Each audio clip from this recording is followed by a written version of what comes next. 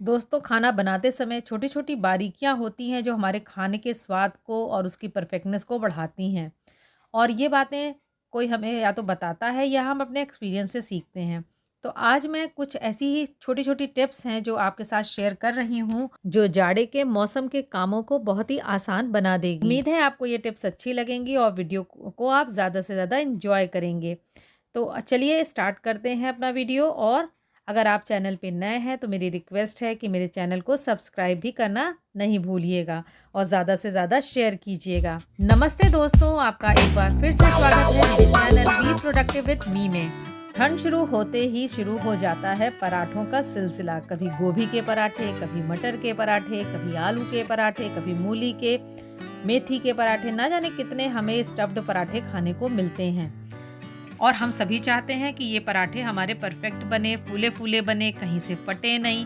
तो आज मैं आपके साथ शेयर कर रही हूँ ये ट्रिक, जिसको अपनाकर आपके सारे पराठे कभी भी फटेंगे नहीं और बहुत ही परफेक्ट और फूले हुए बनेंगे और करारे भी होंगे। सारा कमाल आटा गूंथने का है। आटा गूंथते समय आप उसमें थोड़ा नमक ज़रूर मिलाइए। इससे क्या होगा कि आपके पराठों का स्वाद बढ़ जाएगा।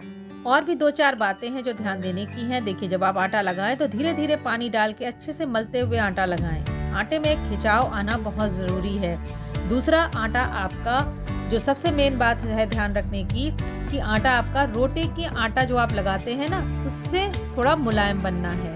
और इस कोशिश कीजिए कि आपके आटे की कंसिस्टेंसी, आपकी जो फिलिंग है, चाहे आप मूली का बना रहे हो, चाहे गोभी का, चाहे आलू का, जितना मुलायम आपकी स्टफिंग है उतना ही मुलायम आपका आटा भी होना चाहिए। तब जाके दोस्तों कभी भी पराठा आपका फटेगा नहीं। आपने खुद भी नोटिस किया होगा कि अगर आटा आपका सख्त है और आप उसमें कोई स्टफिंग भरते हैं तो वो स्टफिंग ठीक से भरी नहीं जाती, वो फटने लग जाती है। तो बस इसी बात को आपको फॉलो करना है कि जब भी आपको, चाहे वो कचौड़ी बनानी हो, चाहे पराठा बनाना हो, क्योंकि वो भरे जाते हैं, तो जो उसका गुथा हुआ आटा स्टफिंग के बराबर ही मुलायम होना चाहिए। और जब आपका आटा गुथ जाए उसके बाद थोड़ा सा ऑयल अपनी हथेली पे लेके ऑयल लगा के इसको थोड़ी देर के लिए, कम से कम 10 से 20 मिनट रेस्ट होने के लिए रख दीजिए। थोड़ी देर बाद आप खुद देखेंगे कि उसमें एक एयर सी फिल हो जाती है। और फिर थोड़ा सा मल के उसके बाद आप अपनी स्टफिंग भरिए। स्टफिंग भरते समय भी देखिए क्या तरीका अपनाना है। पेड़े को देखिए इस तरह से फ्लैट कर लीजिए, बीच में थोड़ा सा गड्ढा बनाइए और बीच का पोर्शन थोड़ा मोटा रखिए और किनारे बिल्कुल पतले पतले रखिए। और उसके बाद बीच में देखिए इस तरह से इकट्ठा करके भरे पेड़े को चकले पे ही थोड़ा सा फ्लैट कर लीजिए। उसके बाद उसके पराठे बेलिए और पराठे के किनारे पतले होने चाहिए। अब आप सीखिए, आपके पराठे कभी भी फटेंगे। दोस्तों, एक बात का और ध्यान रखना होगा, अगर फ्रिज में रखा हुआ आटा आप यूज़ कर रहे हैं तो पहले आप उसको निकाल के कुछ देर के लिए बाहर रख दें और उसको एक बार फिर से मल लें, तब उसमें भरावन को भरें। चलिए देखते हैं दूसरी टिप। दूसरी टिप भी जाड़े से ही रिलेटेड है, क्योंकि जाड़े के सीज़न में तरह तरह के खीर, हलवे, ये सब भी हम लोग बनाते ही रहते हैं। गाजर का हलवा हुआ, मूंग का हलवा हुआ, तो उसमें भी स्वाद को बढ़ाने के लिए हम उसमें मावा वगैरह डालते हैं।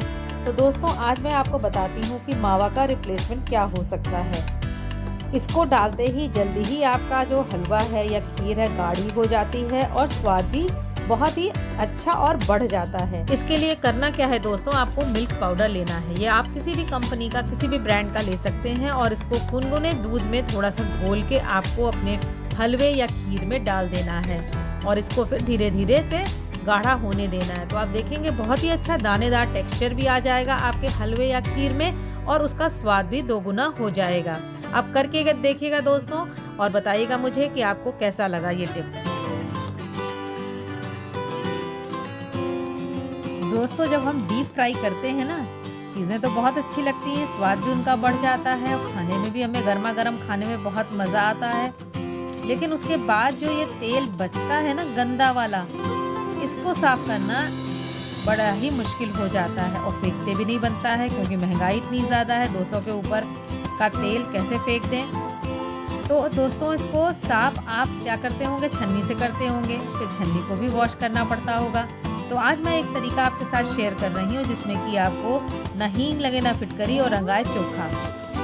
चलिए, पकौड़े तो खा लिए, अब तेल को साफ करते हैं। देखिए कितना गंदा ये तेल है, इसमें कितने फूड पार्टिकल्स तैर रहे हैं। और वैसे तो दोस्तों इस तेल को दोबारा यूज़ नहीं करना चाहिए, लेकिन महंगाई इतना है कि 2 बार तो यूज़ करना बनता है। लेकिन हाँ, तीसरे चौथे टाइम तो सही में इसको फेंक देना चाहिए। ये हेल्थ के लिए बहुत ही नुकसान वाला होता है। तो चलिए देखते हैं इसको साफ़ कैसे किया जाए। तो करना क्या है कि बस आपको एक टिश्यू लेना है, सिंगल फोल्ड या डबल फोल्ड जैसे भी रखना चाहे रख सकते हैं। आपके टिश्यू की थिकनेस पे डिपेंड करता है ये। इसके बाद आप इसको एक कटोरी में इस तरह से प्लेस कर लीजिए, जिससे कि वो एक कीप नुमा बन जाए। आप चाहें तो इसको रबर बैंड से भी फिक्स कर सकते हैं। अब इस पे जो ये गंदा तेल है इसको डाल देना है। धीरे धीरे आपका तेल आप देखेंगे कि नीचे साफ निकल आएगा, और आप बाद में इस टिश्यू को भी निचोड़ कर देखिए, मैं आपको दिखाती हूँ कि किस तरह से गंदगी टिश्यू के ऊपर रह गई और साफ तेल नीचे कटोरी में इकट्ठा हो गया है।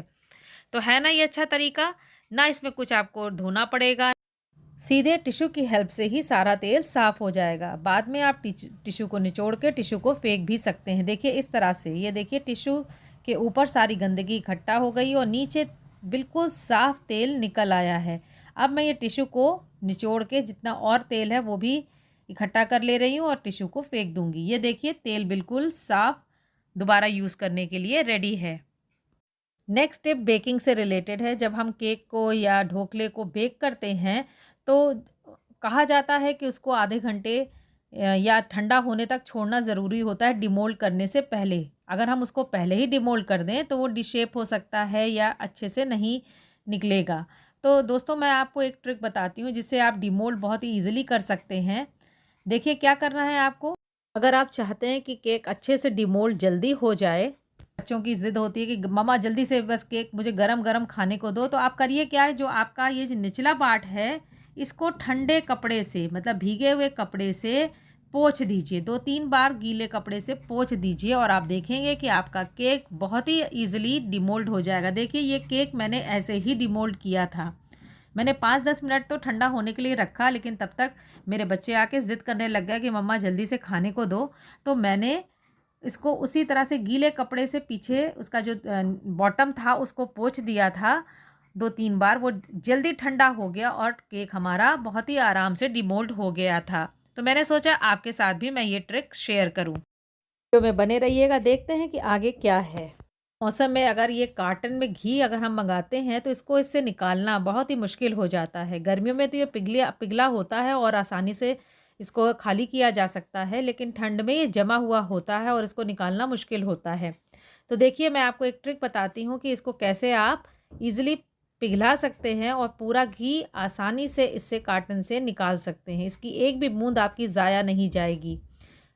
तो देखिए इस तरह से आपको भगोने में थोड़ा पानी गर्म कर लेना है। आप चाहें तो भगोना आँच पे चढ़ा भी रहने दे सकते हैं, नहीं तो एक बार बॉयल करके पानी आप भगोने को आँच पर से उतार सकते हैं। उसके बाद आपको ये कार्टन इसमें रख देना है, थोड़ा उलटना-पलटना है। देखिए कार्टन अभी हमारा पैक है, इसको काटा नहीं था मैंने। हाँ, अब इसको मैंने इस पे रख दिया है, थोड़ी देर इसको इसमें छोड़ दूँगी और थोड़ी देर बाद ही देखिए दोस्तों पूरा घी मेल्ट हो गया है और अब मैं इसको आसानी से इससे निकाल सकती हूँ। ये देखिए कितना अच्छा पिघला हुआ घी हमारा इस कार्टन से निकलना शुरू हो गया है। इस तरह से आप पूरा ठंड में ये घी पिघलाकर आसानी से निकाल सकते हैं। अब मैं इसको बंद करके रख दे रही हूँ, लेकिन दोस्तों रुकिए, अभी कहानी ख़त्म नहीं हुई, अभी कहानी बाकी है। दोस्तों अभी भी इस कार्टन में बहुत घी बाकी है, तो आप इसको किसी ग्लास पे या किसी कटोरी पे कुछ देर इस तरह से तिरछा करके रख सकते हैं और जितना भी एक्स्ट्रा घी है वो उसमें निचुड़ आता है। इसके बाद भी कार्टन फेंकने से पहले आप इसको पूरा खोल लीजिए। इस तरह से जिस तरह से मैं खोल रही हूँ, पूरा ओपन करने के बाद जो गुथा हुआ आटा आपके पास होगा, फ्रिज में रखा रहता है सबके पास, वो आप लीजिए। उसकी इस तरह से लोई बना के पूरा घी जो इस कार्टन में अभी भी लगा रह गया है पोंछ सकते हैं और आपका आटा बहुत ही अच्छा मोयनदार तैयार हो जाएगा और आप एक भी बूंद, जो मैंने कहा था ना शुरू में कि एक भी बूंद ज़ाया नहीं जाने दूंगी, वो भी नहीं होगी। अब आप इस कार्टन को फेंक सकते हैं। देखते हैं कि नेक्स्ट टिप क्या है। देखिए दोस्तों मेरे पास इस तरह का ग्लास का ऑयल कंटेनर है जिसमें ब्रश है, जिससे कि मैं पराठे वगैरह बनाती हूँ। तो इसमें नीचे ना बहुत सा घी इकट्ठा जम गया है और थोड़ा सा गंदा सा भी दिख रहा है, तो मुझे इसको बदलना था, फ्रेश घी भरना था।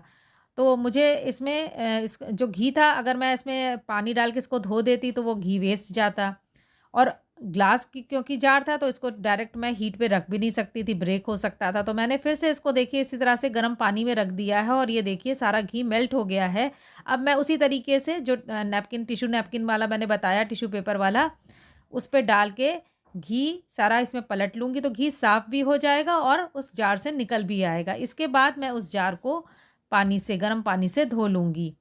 तो इस तरह से मेरा जार साफ़ हो जाएगा। ये ट्रिक टिप मैं आपको यहाँ इसलिए बता रही हूँ कि जाड़ों में ये प्रॉब्लम हम लोग अक्सर फ़ेस करते हैं, देसी घी जम जाता है, शहद जम जाता है और बॉटल को हम क्लीन नहीं कर पाते हैं। तो हम गर्म पानी में उसको रख के इस तरह से साफ़ कर सकते हैं। दोस्तों, मिल्क मेड एक बार ओपन कर लेने के बाद अगर वो पूरा यूज़ नहीं हुआ तो वो ऐसे खुला पड़ा रह जाता है। तो मैं क्या करती हूँ कि इसको अलग से एक बॉटल में पलट लेती हूँ और उसको बॉटल में बंद करके अब सेफली हम इसको फ्रिज में रख सकते हैं। ये काफ़ी दिनों तक इसी तरह से बना रहेगा। अगर हम उसमें कंटेनर में ही पड़ा रहने देते ओपन, तो आपने देखा होगा कि ऊपर एक कड़ी सी परत सी जम जाती है, वो ख़राब भी होने का डर रहता है। वैसे मिल्क मेड जल्दी ख़राब नहीं होता है, लेकिन अपने को एक फीलिंग आती है कि हाँ खुला पड़ा है।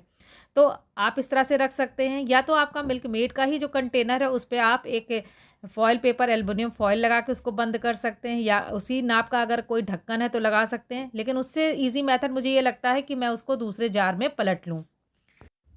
अगली टिप गरम मसाले को लेके है। जब हम घरों में गरम मसाला तैयार करते हैं तो पहली बात तो ये है कि जब गरम मसाला पीसना हो तो उसके थोड़ी देर पहले कढ़ाई में डाल के हल्का से इसको गरम कर लीजिए, तो बहुत ही फाइन गरम मसाला तैयार होता है।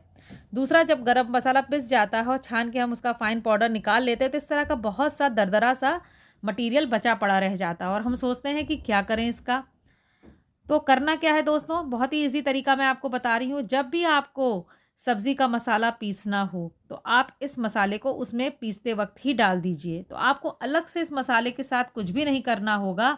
आप बिरयानी बनाने के लिए जब मसाला बना रहे हैं या सब्ज़ी के लिए मसाला बना रहे हैं, तब आप ये दरदरा जो गरम मसाले का बचा हुआ है मटीरियल, वो आप डाल के इस तरह से देखिए, मैं जैसे मसाला पीसने जा रही हूँ सब्ज़ी के लिए तो मैंने आधा चम्मच ये दरदरा मसाला भी डाल दिया है इसमें। तो सब्ज़ी का टेस्ट भी अच्छा बढ़ जाएगा और हमारा जो दरदरा मसाला इधर उधर पड़ा रहता है वो भी यूज़ हो जाएगा। दोस्तों, इस तरह से जब मेस बैग में इस तरह से वेजिटेबल्स और फ्रूट्स आते हैं, तो ये तो प्याज है, प्याज को धोने की ज़रूरत नहीं है, लेकिन ये पोटैटो तो बिना धोए रखना बनता नहीं है। इसमें बहुत ही धूल मिट्टी होती है तो इसको वॉश करना होता है। तो मैं इसको खोलूँगी नहीं, मैं इसको इसी तरह से धो दूँगी नल के नीचे। तो इससे होगा क्या कि जो मेरे पोटैटो हैं, आलू हैं, वो एक ही साथ धुल जाएंगे, इधर उधर बिखरेंगे नहीं और मुझे किसी भी बास्केट की भी ज़रूरत नहीं पड़ेगी। बहुत ही आसानी से इस मेस बैग में ही सारे कुछ धुल जाएगा। तो ये तो क्योंकि ये इस मेस बैग में आया था तो मैंने इसी तरह से इसको वॉश कर दिया और इसको इसी तरह से मैं सूखने के लिए भी कहीं भी लटका दूंगी या रख दूंगी, सूख भी जाएगा, हवा भी इसमें लगती रहेगी। और नहीं तो ये एक बहुत ही अच्छा तरीका हो सकता है हमें वेजिटेबल वॉश करने का। सारे इस तरह के मेस बैग हमारे पास आ ही जाते हैं और हम इसको कलेक्ट करके आगे जब भी कोई वेजिटेबल जैसे टोमेटो आया या ग्रीन लीफी वेजिटेबल्स आई तो उसमें इसमें डाल के आसानी से धो सकते हैं और ये हमारी बास्केट से भी बेहतर काम करेगा। तो बताइएगा दोस्तों कि आज का वीडियो आपको कैसा लगा और इसमें कौन सी टिप आपको सबसे ज़्यादा अच्छी लगी। पसंद आया हो दोस्तों तो चैनल को सब्सक्राइब कीजिएगा, जिससे हम जल्दी ही बहुत बड़ी फैमिली बन जाएं।